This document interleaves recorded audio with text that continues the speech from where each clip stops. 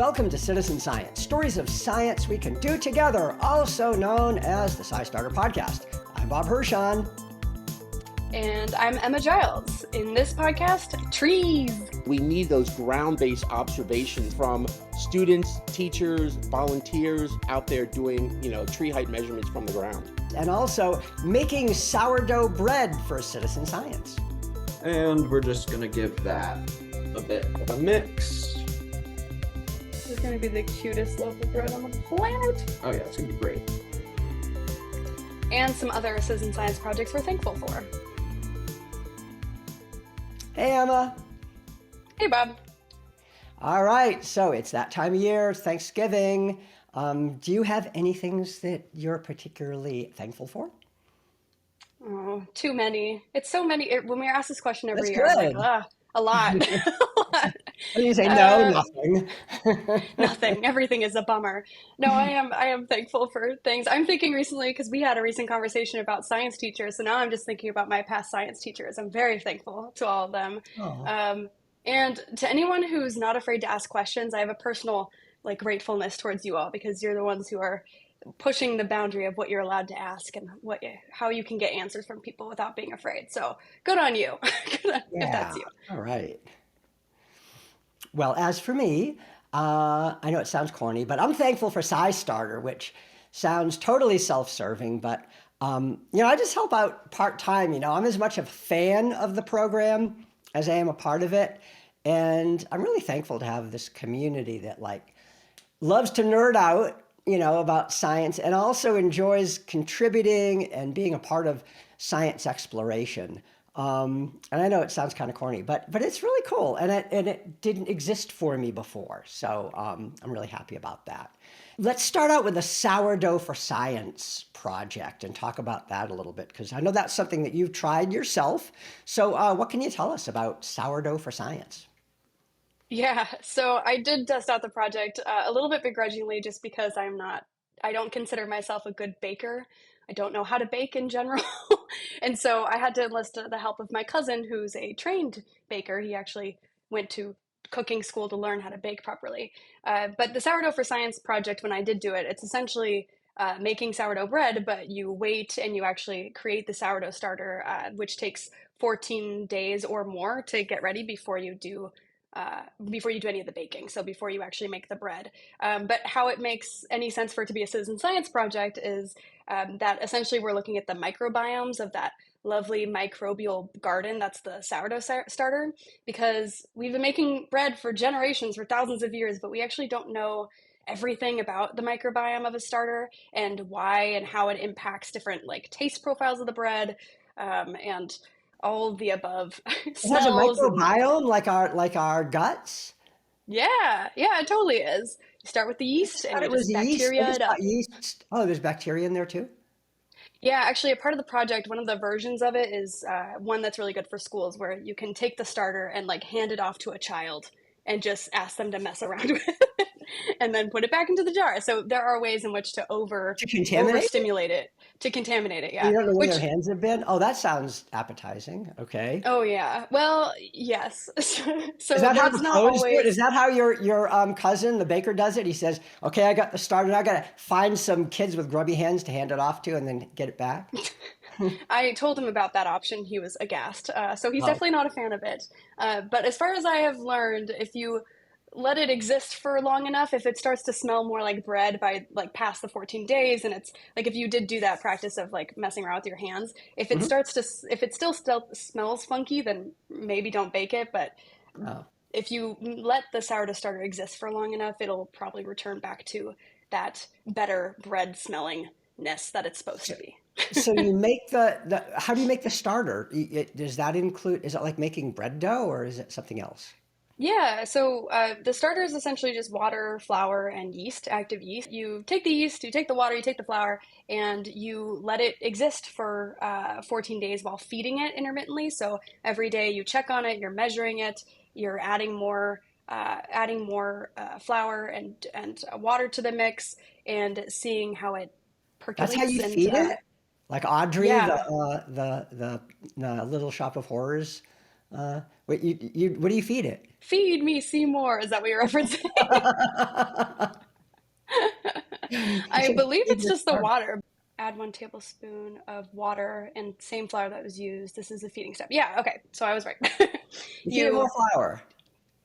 feed more flour. And the You're fun thing hungry when little you buggers. see how it's developing too is if you have like a layer of liquid, that's actually alcohol. It means the Woo! starter was getting hungry, so it gets stressed out and it just like sweats alcohol. It's very Wow. bizarre. Yeah. There's You so learn a much. lot about baking. Yeah. Okay. And then, okay, so then you have, it's 14 days have passed, and you have what, like a cup of this stuff?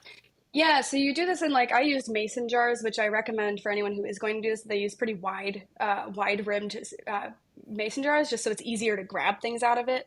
Uh-huh. So you use a mason jar, and after 14 days, you smell it. You see like, okay, it kind of smells bready. If it's happy enough, which the project will give you tips on what makes it happy. Like if you have enough of it, for example, like I did my project version of this where I really didn't have a whole ton of starter, and so I wish I had more at the end, which probably means like a couple more days of feeding and giving it more Oh, it oomph to grows. the mix. You feed Yeah, it, so it grows. it'll expand as it's in there a little bit. Anybody who bakes probably is on top of this, and or if you haven't, this is a good first step, right? Mhm. But so what's the science? What do you collect data on it? Do you interview the Oh yeah, yeast? And what do you do? great question. I almost forgot. I had so much fun actually doing the project that it's hard to remember what you're actually collecting.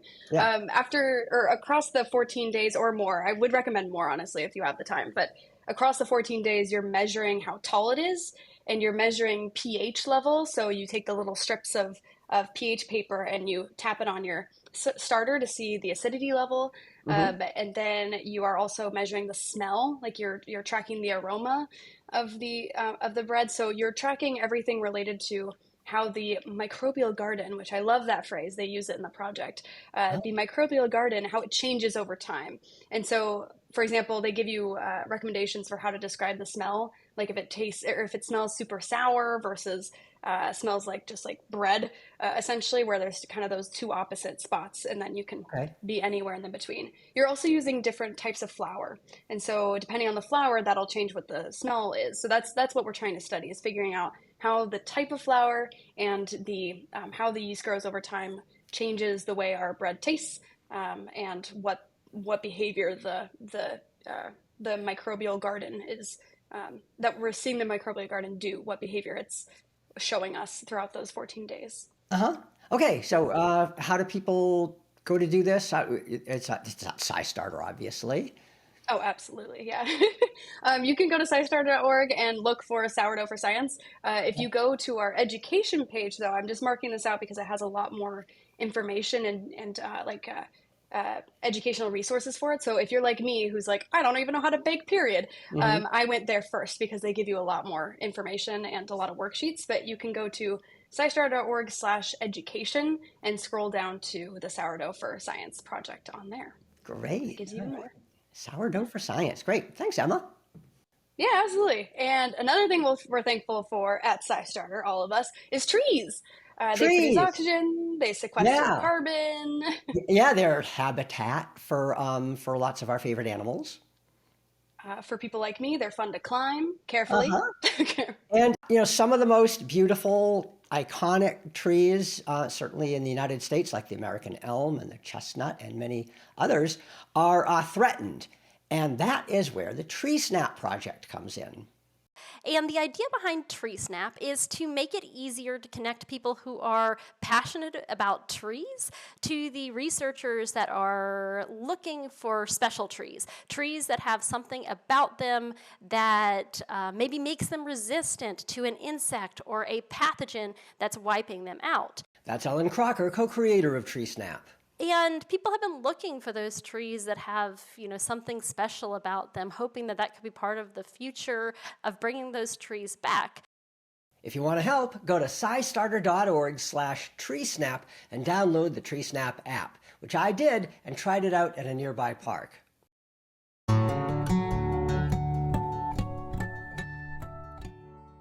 I've downloaded TreeSnap to my little iPhone SE. I've registered, And while you can map any tree you want, they really prioritize their 16 target trees.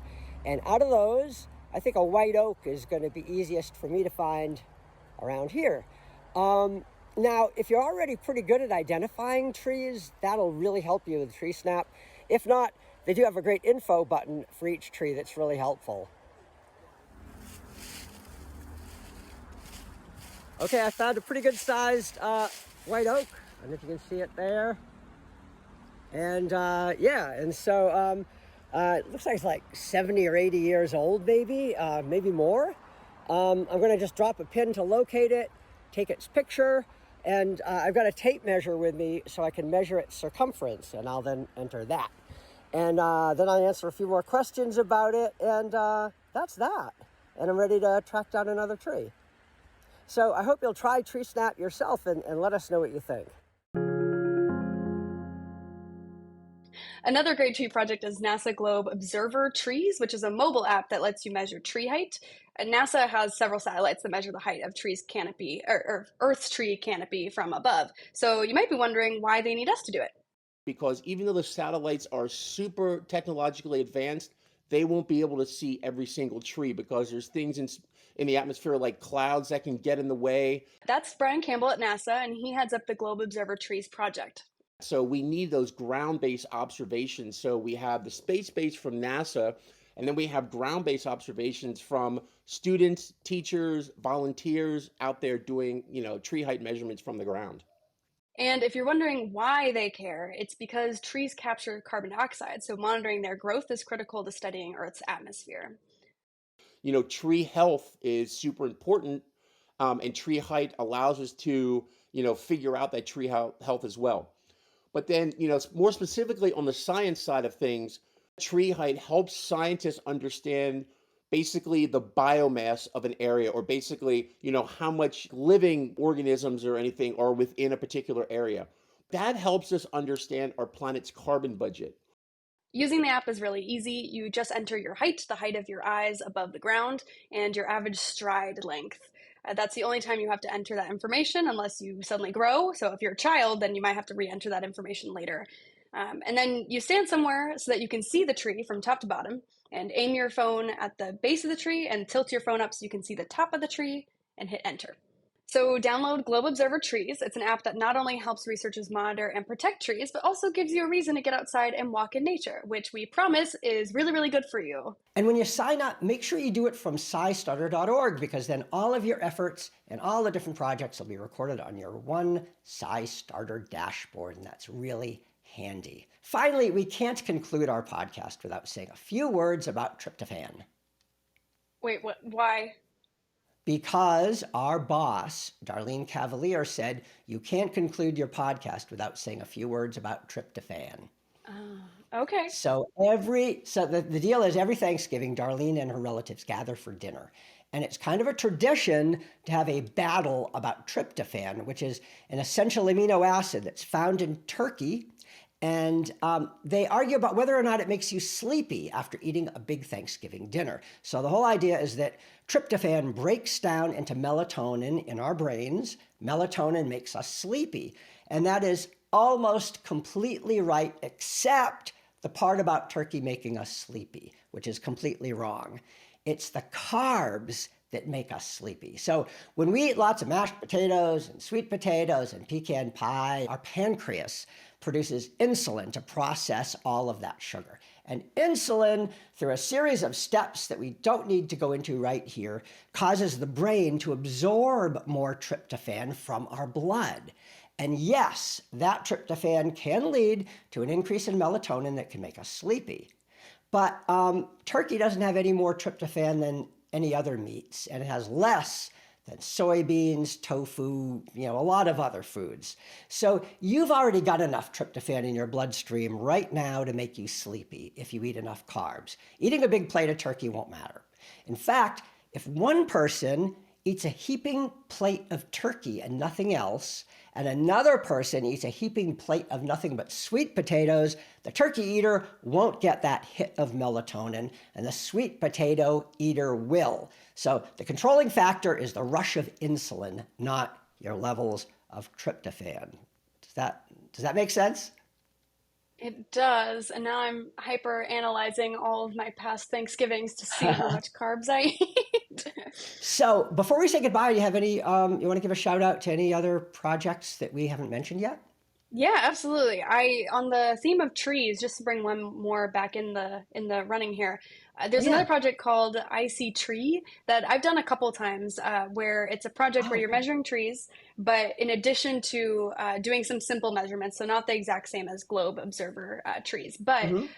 with your observations, it actually can report back to you in real time what the benefit of said tree is with your measurement. So if you're looking for Oh, understanding like just how much carbon sequestration happens, or what the even the social benefits of trees, it gives you a lot of data on the tree's benefit as a whole. So even like water usage and such, where it'll report back okay. to you based on the tree that you report, which I think is super helpful in terms of why on earth am I doing this again?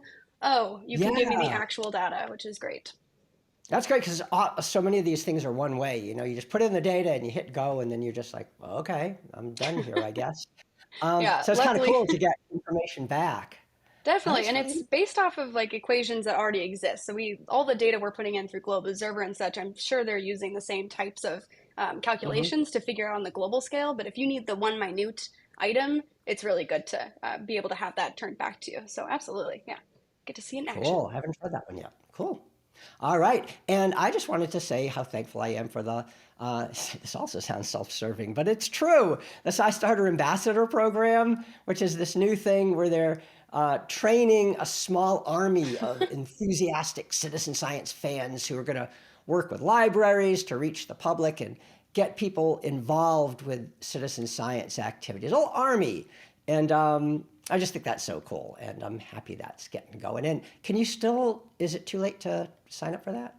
No, no way. I am working right now on finalizing cohort two of the ambassadors. So Yeah. we've got a good 100 or so on our list that are about to be on our public directory.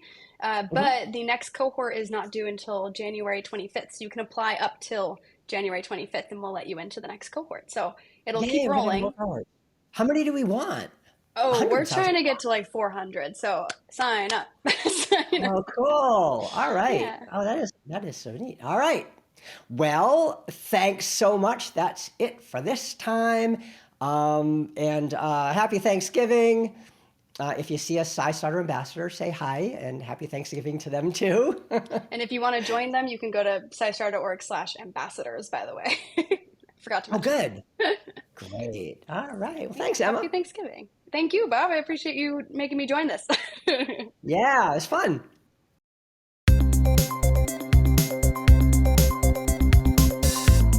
This podcast is brought to you each month by SciStarter, which is jam-packed with citizen science projects, events, and tools. It's all at SciStarter.org. That's SciStarter.org. Thanks so much for being a citizen scientist, getting involved, and making a difference. And if you have any ideas you want to share with us, any things you want to hear on this podcast, drop us a line at info@scistarter.org. We'd love to hear from you. Thanks again. We'll see you next time.